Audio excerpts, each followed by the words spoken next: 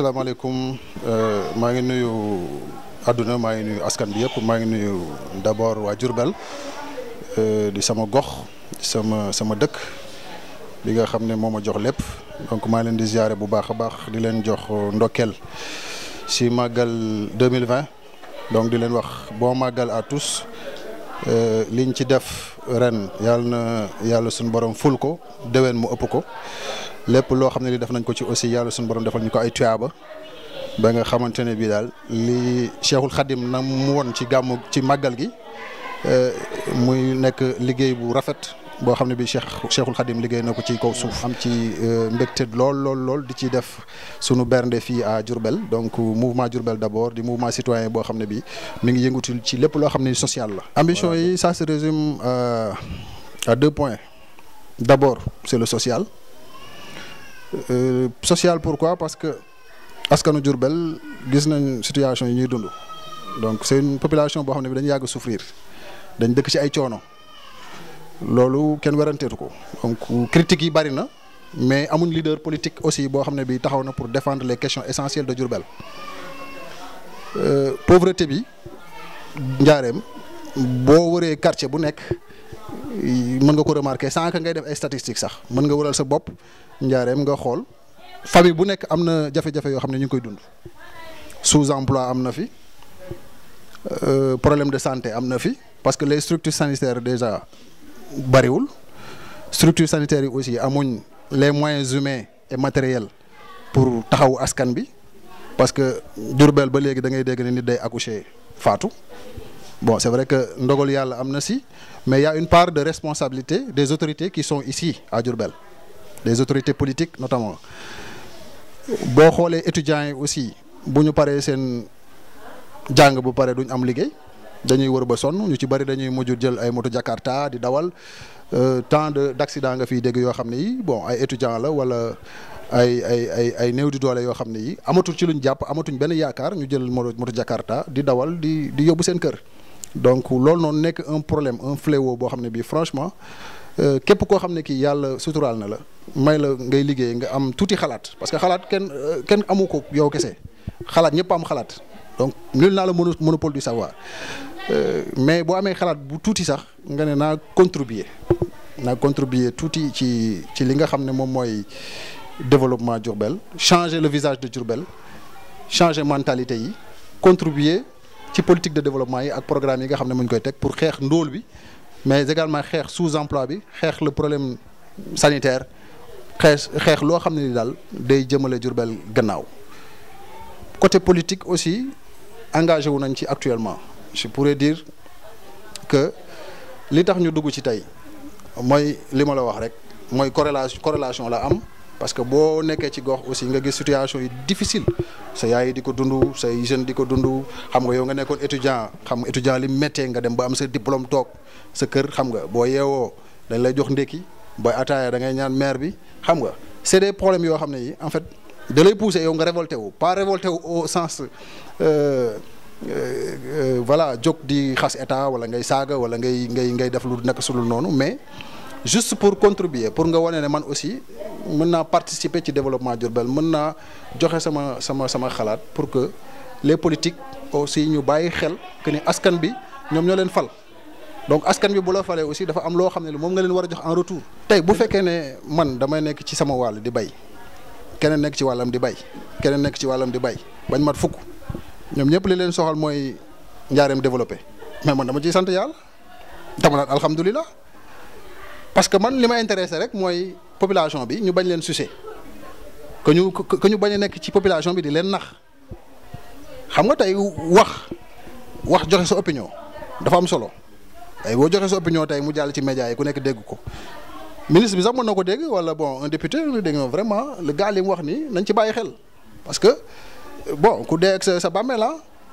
et puis fonction bu ñu la ko dénkee muy fonction politique wala fonction administrative mais da nga war a bàyyi xel askan bi. askan bi ñoo lay fay booy fayeeku 500 000 wala 300 000 wala 400 000 tu as une voiture climatisée tu as un bureau climatisé mais askan bee tax su fekkoon askan bi dañu fipp tey ne état du am gouvernement du am lan mooy dox dara du dox xam nga parce que askan bi moo ëpp doole xam nga c'est le peuple xam nga dañ naan c'est le peuple qui gouverne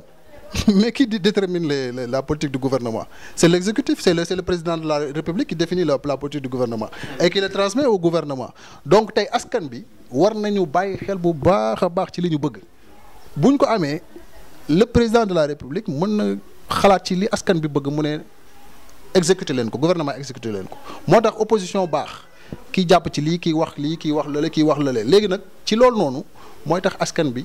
gis seen bopp ci politique. Il faut que mu am confrontation politique, la critique. Exemple nga wax tey Pape Thiam wax mouvement citoyen Diourbel d'abord wax kenn génn critique ko. Inondation yi je dis la vérité hein, moi je suis de nature sincère. J'ai pas jugé nécessaire de descendre sur le terrain pour joxe ay dons ay ceeb ay suukar ay meew parce que loolu réglé wul inondation taw bi taw moom yàlla la déjà. te y a un ami qui disait quand on était à l'armée il disait que l'eau c'est une bénédiction. Bon, on nous traînait à bout pendant toute la nuit. Il disait que l'eau c'est de la bénédiction. Nous sortons d'or bobo set. Donc, je rappelle c'est ça pour dire que ni yalla mom tawam. Yow mëno ñaan li ñaan le contraire. D'accord?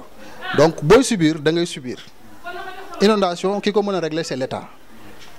Il appartient à l'État de régler la question des inondations. Te gis ngeen xaliss biñ ci duggal bon critiqué wu ma leen xaw ma fu ñu dugal xaalis bi parce que j'ai pas vu le rapport j'ai rien vu mais quand même il appartient à l'État par rapport ak somme boobu ngay dégg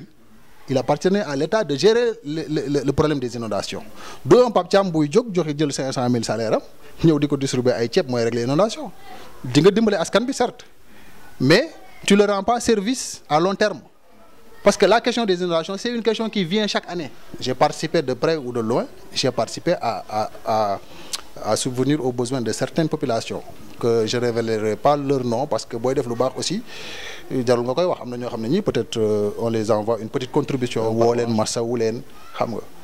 on l'a fait mais nag bon du nekkul loo xam ne tout le temps da ngay toog di ko wax à la télé wala ngay ndamu mais daal la question des inondations ça appartient à l'État de le gérer. Les activités à venir bon dañu massifier mouvement bi dem dans les quartiers def des visites de proximité. Bon, rencontrer d'abord les chefs religieux parce que ville religieuse, Diourbel c'est une ville religieuse. Rencontrer les imams. On va rencontrer également les dignitaires, les délégués de quartier, les chefs de quartier. Rencontrer les femmes de quartier parce que famille, c'est la population la plus active. Hein? ñoom ñooy yëngatu ci lépp parce que ñoom ñoo fi des daanaka. Donc dinañ rencontrer mbootaay famille waxtaan ak ñoom. Laaj leen seen xalaat laaj leen lan lañ xaar pour ñu jàppale leen pour ñu mën a développer seen i activité am ci lu ñu jàppale seen borom kër voilà bu ñu jógee ci loolu peut-être on va faire des tournées dans les daara parce que comme je disais tout à l'heure Diourbel mënoo ko écarter ci religion rencontrer également les structures sanitaires les chargés des structures sanitaires discuter ak ñoom laaj leen lan lañ ñàkk ak comment dirais-je les autorités politiques yi nga xam ne bokk nañ ay opinion rencontrer leen waxtaan ak ñoom comme ça ñu xamante parce que ñun ñëpp njaareem moo ñu ñor voilà bu ñu jógee ci loolu aussi dinañ def ay débat dans les quartiers dinañ def ay séminaires dinañ def ay conférences on a prévu aussi les assises de Diourbel je pense que dinañ ci discuter bu baax a baax ak toutes les autorités parce que les assises de Diourbel bu ñu ko doon def tey on doit inviter nos chers compatriotes peut-être je dirais le maire le préfet yi nga xam ne ñoo gérer côté administratif ak les chefs de service yi nga xam ne ñu ngi fi ak les autorités religieuses comme je disais tout à l'heure donc activités yi ñëw daal je pense que essentiellement loolu la massifier le mouvement faire comprendre aux jeunes que il y a une nouvelle donne qui est là donc il faut la prendre changer de mentalité changer de manière de faire de la politique pas de la politique politicienne mais que ñu teg ko ci dëgg si je dis pas la vérité qu'un étudiant se lève et me dit monsieur Thiam vous dites pas la vérité vous avez tort sur toute la ligne parce que xam nga jeune ak jeune ñoo gën a mën a waxtaan waaw boo toogee ak sa kilifa doo mën a wax yenn yi mais bu dee jeune ñu tëju ci benn salle di réunion ñu nekk 1000 mais si tu dis pas la vérité les gens ils se lèvent ils te disent mais attends tu te prends pour qui pare naa pour jàppale kenn je dirais non parce que parmi les demandes que je reçois aussi il y a un choix à faire xam nga gars yi moom bu fekkee am nga 100 personnes sax dañ lay woo quoi ne la gars yi mbay booy ñëwal jàppale ma quoi xam nga ñëwal far ci ñun affaire yooyu mais aussi nit da ngay demee say principe donc instant yi j'ai pas j'ai pas d'allié politique mais nag on l'écarte pas gis nga en politique il faut jamais dire jamais l'essentiel mooy que yow li nga nekk rek bu ko wàcc say principe bu ko wàcc boo gisee koo xam ne kii dafa bëgg a ñëw rallier ak yow ba pare li muy def àndoo ci je pense que waroo mën a ànd ak moom li ngay def mooy rouler seul ba nga gis koo xam ne kii bokk ngeen ay principe bokk ngeen ay idéologie bokk ngeen gëm-gëm et puis li muy liggéey li muy def day jariñ askan bi parce que ñun loolu lañ privilégié parce que bu fekkee da nga ànd ak nit pendant 5 ans mu nommé la directeur wala mu nommé la leneen te yow saa boo demee fa nga dëkk situation bi changé wul saa booy ba nga wàcc poste directeur bi dellu ci li nga nekkoon booy fekkee am ngay principe loolu nag moo fi bari parce que bon nommé le directeur neex na nommé le chef neex na mais bon la population après tout ñoom ñoo tax nga nekk li nga nekk parce que am na ñoo xam ne dañuy mobiliser nit après feeñ fël ci kaw gars yi woo leen ci kaw ne leen mais attends on te nomme directeur viens te rallier après ñu jël mairie bi nga nekk adjoint maire wala non on fonctionne pas comme ça mais bu ñu gisee koo xam ne kii daal franchement il est là pour dimbale askan bi jàppale askan bi changer le visage de Diourbel teg ay projet jàppale jeunes yi pour xeex sous-emploi pour xeex problème de santé jàppale mbootaayu femmes yi Diourbel changer complètement de visage là on est prêt à travailler. parce que bu fekkoon ne li ñuy def ay social ak développer na Diourbel kon Diourbel dépassé na fii bu yàgg mais depuis presque 25 ans plus de 25 ans même visage ngay gis Diourbel boo fiy dugg sax da ngay bëgg a dëpp Diourbel boo demee Dakar boo ne Diourbel laa dëkk gars yi dañ lay reetaan te Diourbel dafa am potentiel humain déjà les qualités humaines ci doomu aadama boo xoolee ren sax les examens ñoom ñoo caracolé en tête ay mention très bien école Khadim Rassoul ils ont eu 96% su ma juumul ci BFM combien de mentions très bien ñoo am à Diourbel boo xoolee les étudiants à Bambey wala les étudiants à Saint-Louis yu jóge Diourbel yu nekk Dakar aussi jàng bi ñuy jàng foofu ak ni ñuy gaawee am seen diplôme bokkul ak yi ñu jóge ci yeneen régions yi li ko waral mooy Diourbel c'est une ville religieuse maanaam alxuraan day njëkk a dugg sa bopp nga dem école mais da ngay tàkk donc yàlla da la ciy jàppale bu baax moo tax potentiel bi ñu am autorités yi bu ñu ko exploité woon bu fekkoon def nañ seen liggéey carrément je pense que Diourbel dépassé na fii mais nag bon je dirais pas que leur politique est mauvaise mais il y a une grande part qui reste boo xam ne bii ñoom defuñ seen liggéey carrément. conseil que je peux donner mooy s'approcher de la population wàcc ci terrain bi xool askan bi li nga xam ne moo leen metti xool askan bi li nga xam ne moom lañ manqué ñu def ko waaw loolu de mooy première chose wàcc sur le terrain bàyyi nag ay joxe ceeb ay bu joxe suukar ay joxe meew xam nga parce que boo eggee benn niveau Pape Thiam mën na ko def parce que man je suis un mouvement citoyen donc je fais du social mais je peux pas comprendre un directeur ou bien un ministre voilà je dirais même la politique du gouvernement bon laisser en rade la ville de Diourbel tout ce qui est projet programme loo xam ne li day développer askan bi ñu bàyyi ko xam nga donc c'est des questions essentielles yoo xam ne dañ ko war a def je peux prendre un exemple ça clean day lu muy faj ah je te dis clean day ah moi je disais à Moubarak que ni clean day bu ñu ko yàggee di def ñu def clean toilette parce que en fait dans les maisons il y a des choses yoo xam ne yu gën a garaaw yu nekk ci kër yi yow nan ngay defee clean day tu dépasses une maison boo xam ne c'est une maison en paille nga ne da ngay def clean day quoi da ngay nettoyer buntu kër gi romb ko nettoyer tali bi yow une maison en paille tu dépasses une maison en paille en ville mais ce que tu dois dire mais attends moi je suis le ministre ou bien je suis le président mais attends mais il faut donner 20 millions ou 15 millions à titre d'investissement xool benn jeune wala bu kii bu nekk ci kër gi boo xam ne am na diplôme mais nga ne ko xaaral ma jox la investissement nga liggéey mais nga tabax seen kër après lii boo demee ba sa liggéey dox ngay rembourser ndànk-ndànk tu vois moo ma gënal ay clean day xam nga gaayan yow clean day mënul defar Diourbel dañ waxante dëgg da ngay raxas ba set mais Diourbel du xam nga lan mooy problème bi c'est que nit ñi on se comment dirais-je dañuy on se trahit quoi entre nous parce que une politique doit être calée sur le long terme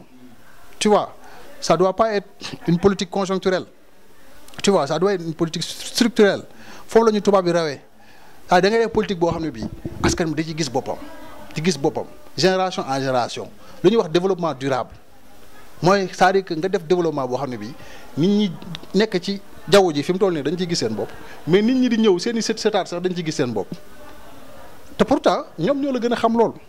parce que dañoo jàng ba ne ar ñu ci am seen i diplôme lañ dañ leen a jox ay sujets ñu traité ko ba tàyyi ay développement durable citoyenneté nangam yooyu boo leen ko joxee dañ la koy traiteel 20 sur 20 la ñuy am donc pourquoi pas ñu mën ko mettre en action ñu mën ko exécuter sur le terrain. Il y a un problème pose-toi la question am nañu ci yéen ñoo xam ne nekk nañ étudiant donc dañ lay jox benn sujet nga traité ko gars yi waaye prof bi day lire day kontaan may la 18 waaw xam nga mais yow léegi yow ñu jox la fonction yow léegi yow li ngay def daal mooy taal sa clim taal sa oto takk sa jabar yu nice ah tabax say kër yu nice à Dakar xam nga bàyyi population Diourbel ñuy galérer tu vois non en fait loolu moo fi nekk quoi buñ naxante nu ma changer regard Diourbel de man kay damay contribuer ci changer visage Diourbel maanaam dox ci li nga xam ne moo koy développer problème yi nga xam ne moom moo am ñu dugal ci suñu loxo sous-emploi ah ay dégg problème mu santé problème éducation tu vois problème culture problème sport dans tous les domaines ñu dugal ci suñu loxo lu mu tuuti ñu dugal ci suñu loxo léegi nag bu yàlla demee ba may ñu loo xam ne danañ mën a changer visage Diourbel ah bon saa yi buñ ko ñaanee yàlla mu defal ñu ko de parce que fii dëkku Cheikh Amadou Bamba la de saa yi boo ko tegee ci diine teg ko ci pouvoir temporel je pense que li nga bëgg yàlla dina ko def te ñun dañu war a sukkandiku ci suñu marabu yi gis nga suñu marabu yi nii buñ sukkandikoo ci ñoom ñu jox ñu ndigal jox ñu ndigal parce que buñ joxee ndigal comme waa Touba ca kanam buñ joxee ndigal que ni Diourbel ca kanam buñ ko joxoon suba 5 milliards la gars yi di cotiser wala buñ doon 100 milliards sax murid yi dañuy cotiser Diourbel 100 milliards projet université wala projet structure sanitaire ñoom dañoo am kaddu te ñoom puukare taxu leen a jóg ñoom li ñuy am nañ ko ba pare nga jox leen dañuy am boo leen joxul dañuy am donc tey ñooñ dañ leen war a bàyyi xel bu baax a baax ci sunu politique ci sunu doxalin ak njaareem aussi pour ñu développer ko il faut que ñoom itam ñu jàpp ci sëñ Ateex donc gis naa ko sànq muy sëñ bu baax di doomu sëñ Fallou créer des journées yoo xam ne yi c'est des journées création d'entreprise comme APEX ni mu koy defee di ko décentraliser à Saint-Louis donc ñu décentraliser ko à Diourbel aussi faire une création d'entreprise dans tous les domaines muy artisanat muy sport muy culture muy BTP industrie secteur bu nekk ñu créer ci ay entreprises maintenant nag entreprise yooyu ñu employer des jeunes yoo xam ne yi ñu ngi am nañ seen diplôme seen qualification professionnelle bu leen jëlee on va inciter ces entreprises là également à sous-traiter avec de grandes entreprises yoo xam ne ñu ngi à Dakar pour mën a am un chiffre d'affaires consistant pour mën a fay ay impôts wala fay seeni salaire donc loolu yëpp bu ñu ko créer day wàññi sous-emploi déjà